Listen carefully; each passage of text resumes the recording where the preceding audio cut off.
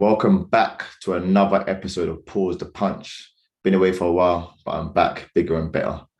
So I'm here to discuss the big fight coming up next week between Tyson Fury and Deontay Wilder, their third fight. So the first fight ended in a controversial draw. A lot of people think Fury should have won the fight. Same here, I think Fury done enough to win the fight. However, that was a draw. Second fight, Tyson Fury comprehensively beat up Deontay Wilder. So he won that fight. And now we've got the final, and hopefully it's the final fight, the third fight between Fury and Wilder. Um, Before I even start, what's blowing my mind is how everyone is writing off Deontay Wilder. It was only a few years ago that everyone was calling Deontay Wilder one of the greatest punchers of all time. And for me, he still is. He's up there with people like Ernie Shavers, who had kryptonite in both hands. Um, People like Mike Tyson, people like George Foreman, who were dangerous and had the big right hand. Well, Mike Tyson had kryptonite in both his left and right hand. He could hit powerfully with both hands. So yeah, it's just interesting to see how everyone has written off Deontay Wilder.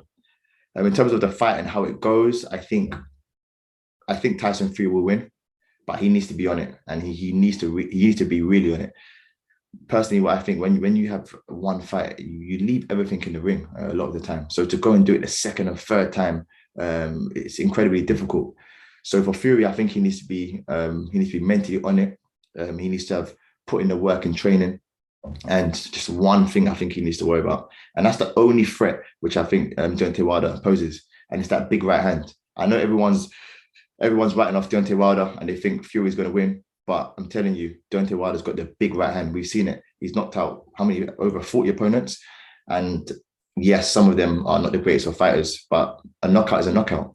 But what I'm interested to see is how does Wilder fight?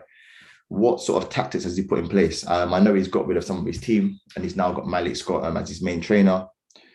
Well, what I think when fighters change trainers and they change their corners, a lot of times when you're in the trenches in a fight, you revert back to normal. And that's what I think will happen with Deontay Wilder.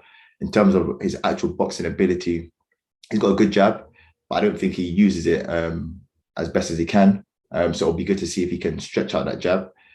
At the same time, I think he needs to just be able to move around in the ring and maintain that pace. What I'm really worried about, though, is he's added a bit of muscle, quite a bit of muscle. And I don't think that's the best tactic for him. Deontay Wilder is someone who he's a thin, skinny, wiry guy, and that's how you normally get torque in your punches. So the fact that he's piling on that weight now, is he going to be the same puncher? Is he going to be as fast? We don't know.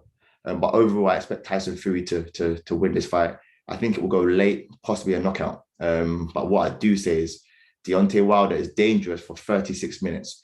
All you have to do is blink for 1 second and he'll stop you. So yeah, it's going to be an exciting fight and I can't wait.